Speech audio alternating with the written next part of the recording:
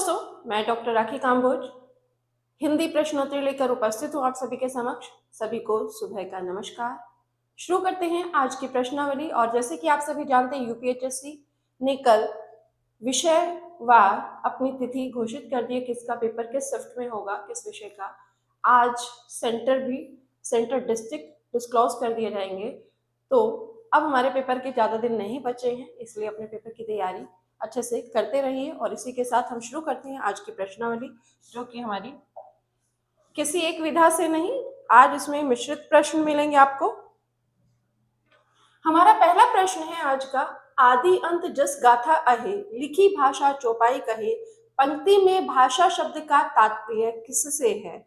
अवधि, ब्रज, खड़ी बोली या दक्कनी हिंदी? पहले तो आदि अंत जस गाथा अहे, लिखी भाषा चौपाई कहे, ये पंक्तियां किसकी हैं? जायसी के द्वारा कही गई हैं।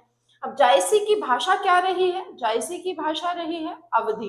तो यहाँ पर भी भाषा का जो तात्पर्य है वो क्या लिया गया है? वो लिया गया है अवधि से। क्या लिया गया है? अवधि। ठीक है, तो हमारा उत्तर यहाँ क्या हो जाएगा? अवधि हो जाएगा।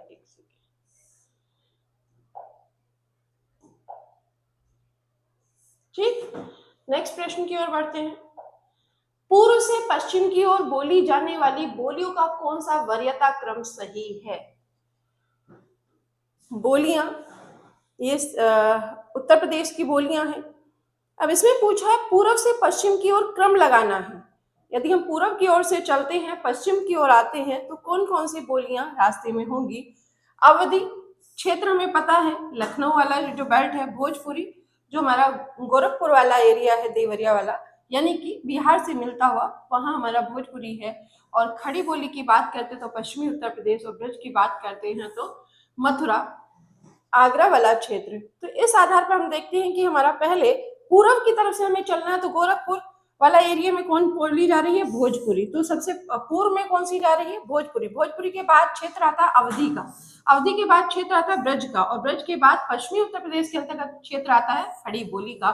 तो यहाँ हमारा उत्तर क्या हो जाएगा? पूर्व से पश्चिम की ओर बोली जाने वाली बोलियों का वरीयता क्रम क्या हो जाएगा? भोजपुरी, अवधि, ब्रज, खड़ी बोली। ठीक है, इनके जो अन्य नाम है, इन्हें और किस नाम से जाना जाता है, वहां से भी प्रश्न बनने की संभावना है, उसे भी देख लीजिएगा। साहित्य अकादमी द्वारा प्रकाशित पत्रिका निम्नलिखित में से कौन सी है? साहित्य अकादमी के द्वारा जो पत्रिका प्रकाशित की जाती है, समकालीन साहित्य, समकालीन भारतीय साहित्य, भारतीय साहित्य या वर्तमान साहित्य? यहाँ पूछा है साहित्य अकादमी। तो साहित्य अकादमी की स्थापना कब हुई थी? स्थापना से भी प्रश्न बन सकता है। और कब हुई थी? 1954 में। बात करते हैं कि साहित्य अकादमी के द्वारा कौन सी पत्रिका प्रकाशित की जाती है, तो प्रकाशित की जाती है समकालीन भारतीय साहित्य। कौन सी पत्रिका? समकालीन भारतीय साहित्य। संस्था, यहाँ आपको संस्थाओं के नाम दिए गए, उनके स्थापना वर्ष के आधार पर वरीयता क्रम बताना है। यानी कि आपको यह देखना है कि कौन सी पहले स्थापित की गई थी संस्था, उसके बाद कौन सी, आपको ईयर वाइज ये याद होना चाहिए कि कौन सी संस्था कब स्थापित की गई। यहाँ प्रश्न में दिया गया दक्षिण भारत हिंदी प्रचार सभा, हिंदी साहित्य सम्मेलन, राष्ट्रभाषा प्रचार समिति, नागरी प्रचारिणी सभा। यदि हम इनमें देखें तो इनमें सबसे प्राचीन जो है वो है कौन सी है? नागरी प्राचीन सभा, जो काशी में स्थापित हुई थी। और कब हुई थी? 16 जुलाई 1893। कब हुई थी? 1893 को। ये 16 जुलाई है। ठीक है, यहां से प्रश्न बन सकता है कि कब। ऐसे ही एक क्वेश्चन और बनने की संभावना तिथि आधारित। फोर्ट विलियम कॉलेज की स्थापना सभी जानते हैं 1800 ईस्वी में हुई थी। लेकिन यदि आपसे तिथि पूछ ली जाए, फोर्ट विलियम कॉलेज की स्थापना किस तिथि को हुई थी, तो याद रखिएगा 4 मई को हुई थी। वैसे ही नागरी प्रचारिणी सभा की स्थापना 1893 को हुई थी, इससे हम परिचित हैं, लेकिन तिथि पूछ ली जाए तो हम दिक्कत हमें हो सकती है। दूसरा है, अगर इसके बाद बात करें, नागरी प्रचारिणी के बाद आया था हिंदी साहित्य सम्मेलन, जिसकी स्थापना प्रयाग में की गई थी। और कब की गई थी? 1910 में। कब की गई थी? 1910 ईस्वी में। और इन हिंदी साहित्य सम्मेलन के अंतर्गत ही दक्षिण भारत हिंदी प्रचार सभा की स्थापना हुई थी और उसके बाद राष्ट्र भाषा प्रचार समिति की स्थापना की गई थी। तो इस आधार पर हम देखें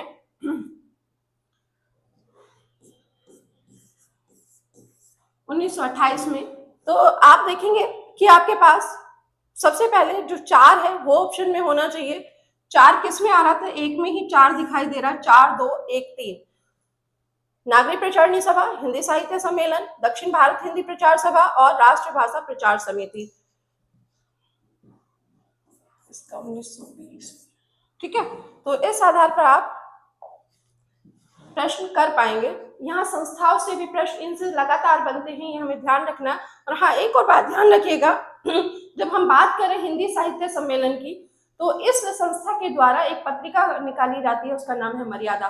तो किस संस्था के द्वारा कौन सी पत्रिका प्रकाशित होती है, हमें यह भी ध्यान रखना होगा, वहां से भी प्रश्न बनने की संभावना है। ठीक है, अगले प्रश्न की तरफ बढ़ते हैं। हिंदी भाषा का प्रसार वृद्धि करना ताकि वह भारत की सामाजिक संस्कृति के सब तत्वों की अभिव्यक्ति का माध्यम बन सके, यह निर्देश संविधान के किस अनुच्छेद में है? किसकी बात कर रहा है? हिंदी भाषा का प्रसार और वृद्धि करने के जो निर्देश हैं ताकि वह भारत की सामाजिक संस्कृति के सब तत्वों की अभिव्यक्ति का माध्यम बन सके, तो ये निर्देश किस अनुच्छेद में दिए गए हैं? यहाँ पूछा है अनुच्छेद 348, ये न्यायालय की भाषा से संबंधित है। 343, इसमें संघ की भाषा हिंदी होगी, लिपि देवनागरी होगी और जो अंक है वो हम अंतरराष्ट्रीय अंकों का प्रयोग करेंगे, इसके अंतर्गत है। 351, इसके अंतर्गत बताया गया है कि जो निर्देश दिए गए हिंदी भाषा के प्रसार वृद्धि के, वो 351 के अंतर्गत दिए गए हैं। तो हमारा उत्तर यहाँ क्या हो जाएगा? 351। और मातृभाषा से संबंधित प्रावधान 351 क में है। गढ़कुंठार के रचनाकार कौन है? गढ़कुंठार के रचनाकार कौन है? रांगे राघव, वृंदालाल वर्मा, आचार्य चतुर्सेन शास्त्री या अमृतलाल नागर।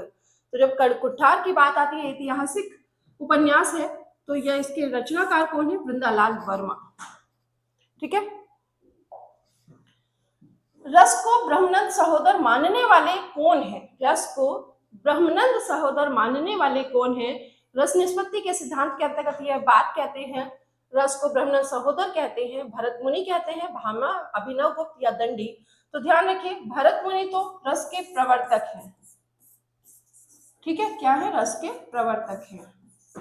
भामा अलंकार के प्रवर्तक हैं। ठीक है, अभिनव गुप्त, इन्होंने रस निष्पत्ति का जो अभिव्यक्तिवाद सिद्धांत है वो दिया था और इन्होंने ही कहा था, क्या? इन्होंने कहा था रस को ब्रह्मनंद सहोदर।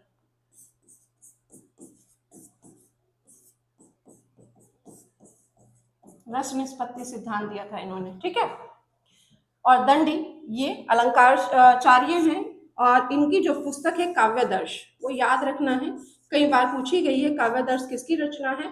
तो दंडी की है। ठीक है, और भरत मुनि ने रस की जो विवेचना की है किस ग्रंथ में की है? नाट्य शास्त्र में। ठीक है, इन्होंने रसों की संख्या कितनी मानी? 8 मानी है। कालक्रम की दृष्टि से निम्नलिखित उपन्यासों में प्रथम बताना है। आपको बताना है कि इन उपन्यासों में प्रथम उपन्यास कौन सा है? निसाय हिंदू, परीक्षा गुरु, देवरानी जेठानी की कहानी या भाग्यवती। तो इन सब में प्रथम, अगर प्रकाशन वर्ष की बात करें तो भाग्यवती आपको दिखाई देगा, लेकिन अगर हम प्रकाशन की बात करते हैं, मतलब लेखन की बात करते हैं, तो भाग्यवती, लेकिन अगर प्रकाशन की बात करें तो परीक्षा गुरु ही प्रथम ठहरता है। ठीक है, कुछ लोग देवरानी जेठानी की कहानी को प्रथम मानते हैं, लेकिन देवरानी जेठानी की कहानी उपन्यास प्रथम नहीं है, परीक्षा गुरु को ही स्थान मिलता है उपन्यासों की श्रेणी में। उदात्तवाद का संबंध किससे है? लॉन्जाइनस, क्रोचे, टी.एस. इलियट या जा पाल सार्त्र। उदात्तवाद का जो संबंध है वो है लॉन्जाइनस से। किससे है? लॉन्जाइनस ने से। और इन्होंने इसमें उदात्तवाद का सिद्धांत देते हुए एक अपनी पुस्तक लिखी थी, पेरिप्सुस। कौन सी पुस्तक लिखी थी? पेरिप्सुस।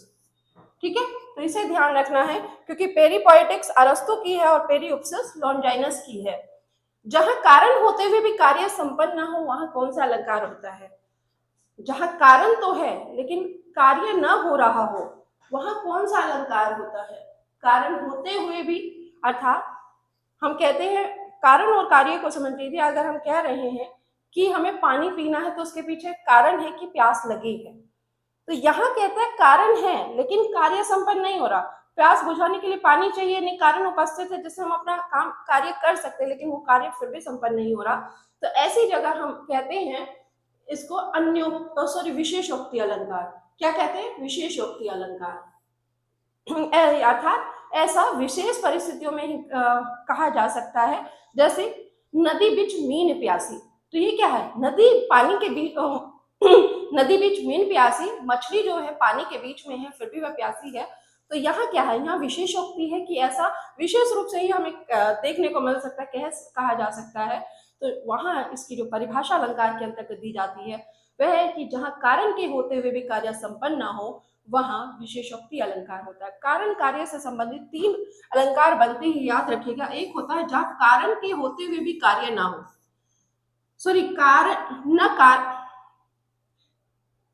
कारण होते हुए भी कार्य ना हो, बिना कारण के कार्य संपन्न हो।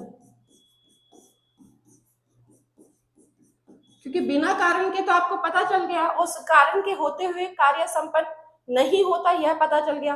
लेकिन यहाँ कहता बिना कारण के कार्य संपन्न हो जाए तो अलंकार होगा विभावना। और इसका एक बहुत प्रचलित उदाहरण है, चौपाई के रूप में कहा गया है। बिनु पद चले सुने बिने काना, आनंद रहित सकल रस भोगी। तो ये जो उदाहरण है ये किसके अंतर्गत है? बिना कारण के ही कार्य संपन्न हो रहा है। क्यों? बिना पैरों के चल रहा है, बिना कानों के सुन रहा है, बिना हाथों के ही वो विभिन्न प्रकार के काम कर रहा है। तो यहाँ क्या है? ये विभावना अलंकार हो जाएगा जहां बिना कारण के ही कार्य संपन्न हो जाए। ठीक है। और जहां कारण, यहाँ कारण है लेकिन उसका प्रभाव दूसरी जगह पड़ रहा है, तब क्या कहते हैं? कारण यहाँ है, प्रभाव कहीं और हो रहा है, तो उसे कहते हैं असंगति अलंकार। ठीक है। तो कारण और कार्य से संबंधित आपको 3 अलंकार पता चले जहां कारण और कार्य में संगति ना हो।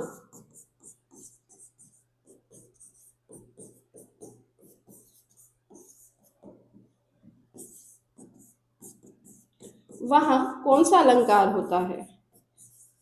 वहां होता असंगति अलंकार। ठीक है।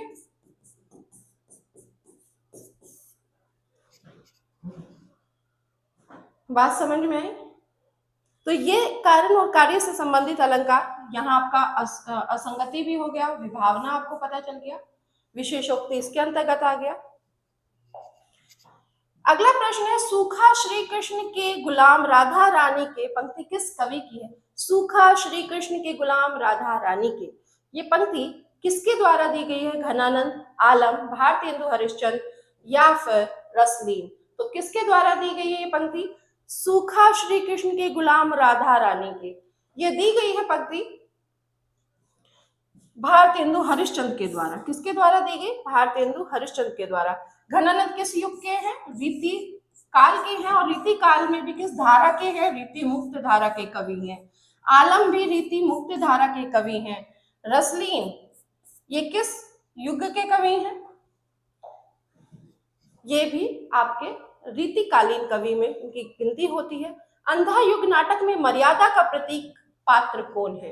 यहाँ पूछा है अंधा युग नाटक में मर्यादा का प्रतीक कौन है? अश्वत्थामा, विदुर, कृष्ण या संजय? तो यहाँ आपसे जो प्रश्न पूछा गया उसमें पूछा गया अंधा युग नाटक में मर्यादा का प्रतीक किसे माना गया? तो याद रखिए यहाँ मर्यादा का प्रतीक अश्वत्थामा, विदुर या संजय को नहीं माना गया, बल्कि यहाँ किसे माना गया? कृष्ण को माना गया। ठीक है। मैलांचल में प्रशांत और कमली के प्रेम का आधार क्या है? मैलांचल जो उपन्यास है फणीश्वर नाथ रेणु के द्वारा 1954 में लिखा गया था, उसके 2 मुख्य पात्र हैं प्रशांत और कमली। तो प्रशांत और कमली का जो प्रेम है वो किस आधार पर है? सेवा और सहानुभूति, राजनीतिक विचारधारा, जातिगत समानता या बचपन की मित्रता? तो याद रखिए मैलांचल में प्रशांत और कमली का जो प्रेम है वो सेवा और सहानुभूति का है, ना कि राजनीतिक विचारधारा का। हालांकि राजनीति का प्रभाव उसमें दिखाई देता है, उसमें आप देखेंगे गांधीवाद की चर्चा भी है, साम्यवाद की चर्चा भी है, ठीक है। कांग्रेसी अर्थात कांग्रेस पार्टी का भी जिक्र इसमें है। तो आप देखेंगे उस समय की राजनीतिक व्यवस्था का जिक्र का उल्लेख यहाँ लेखक ने मैलांचल में किया है, लेकिन वो किसके, मेरीगंज, पूर्णिया जिले के मेरीगंज के अंतर्गत ही किया है। ठीक है। शेखर एक जीवनी को मरणोन्मुख व्यक्ति का महाकाव्य किसने कहा? शेखर एक जीवनी को मरणोन्मुख व्यक्ति का महाकाव्य किसने कहा? अज्ञ रामचंद्र शुक्ल या नंदू दुलारे वाजपेयी, नामवर सिंह। तो किसने कहा है शेखर एक जीवनी को मरणोन्मुख व्यक्ति का महाकाव्य? ये कहा है नंदू दुलारे वाजपेयी ने।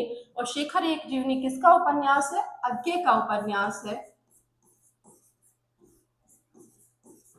ठीक है। कितने भागों में लिखा गया, इसके कितने भाग हैं? 2 भाग हैं। ये हमें ध्यान रखना है। इसका मुख्य पात्र शेखर और शशि है, ये भी हमें ध्यान रखना है। मुक्तिबोध की कविताओं को लावा किसने कहा?